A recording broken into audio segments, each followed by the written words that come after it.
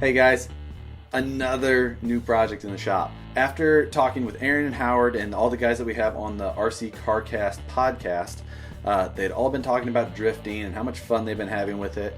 So I caved in almost 2 weeks ago and ordered myself this Sukura D3 kit. It retails for like $100, 99 bucks from overseas. It's by 3 Racing, which I've had issues with in the past on some things, but everyone has fairly decent things to say about this little kit, so I decided to pick it up.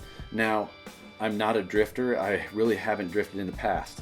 Today, we went out and there was a drift meet here in Kansas City, and Howard let me borrow one of his cars, and then he also let me drive his Sakura around quite a bit. Howard, right out of the box, took his kit and re-geared it to have much less counter steer than this kit comes with in the box. So going with his experience, which is much more than mine, I decided to order the parts to do the exact same thing when I originally placed this order. This car will be set up with a little less than 10% of counter steer. So I'll work from there, and as I get better or whatever, I'll increase the counter steer if I think that's necessary. So drifting is going to be my next endeavor. Anyway, let me get into some of the parts that I picked up along with the D3 kit. The Sakura kit, I'm not going to get into the parts that come with this thing. It's a pretty basic thing. You can find all that info on 3 Racing's site if that's what you're looking for. But the parts that I ordered in addition to the kit, one of the first upgrades everyone suggested was the one-way for the front end. Then I got the version 2 of the belt tensioner.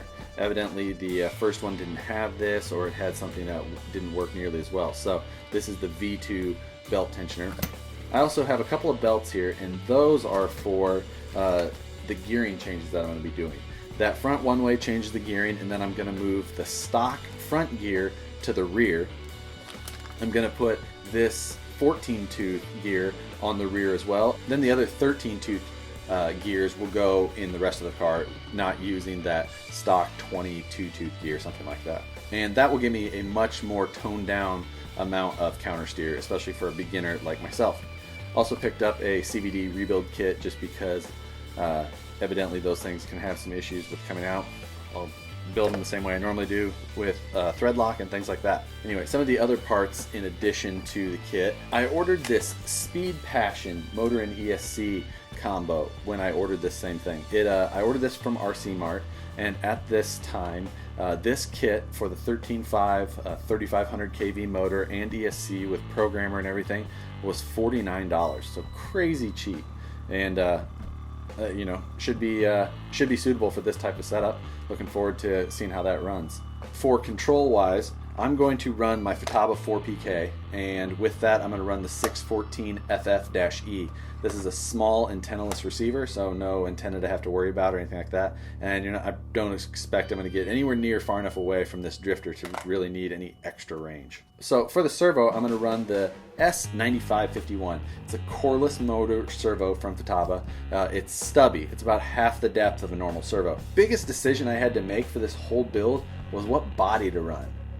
Everybody seems like there's 100 bodies, but you do searching or you see your local club, and it seems like all of the bodies you see that you like, someone's already got because they thought it was cool, and so that was my biggest struggle. And I hate doing things just the same as everybody else was doing or anything like that, so I searched really hard. Now this is an older body, and I had to pay, I think I ended up paying $80 for it unpainted, and had it shipped from Japan.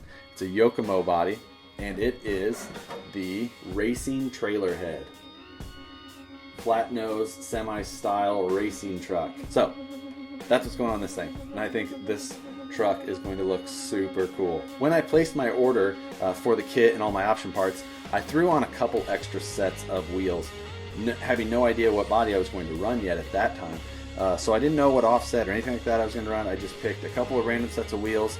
I did know that the Sakura did come with some wheels, and the yellow is probably my least favorite color that could have possibly come with these.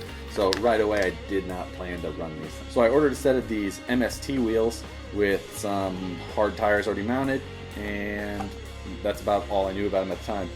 Also at the same time I ordered some of these racing wheels, which also had that same +3 offset, but these had that 3-degree drift tilt on them. I didn't know what body I was going to be running or anything like that, and I kind of like that ridiculous look that some of those guys put on there with that tilt in.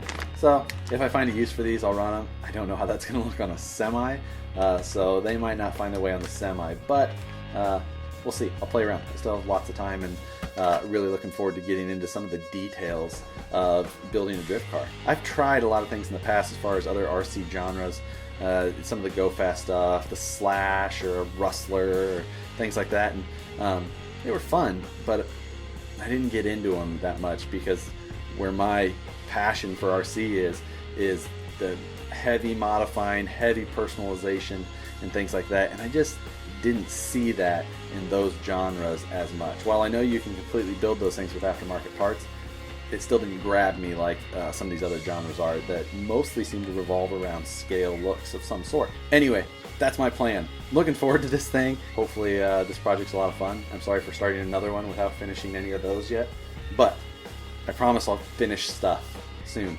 real soon. Some of those included in this one, and then the other ones that are in there, and all that stuff.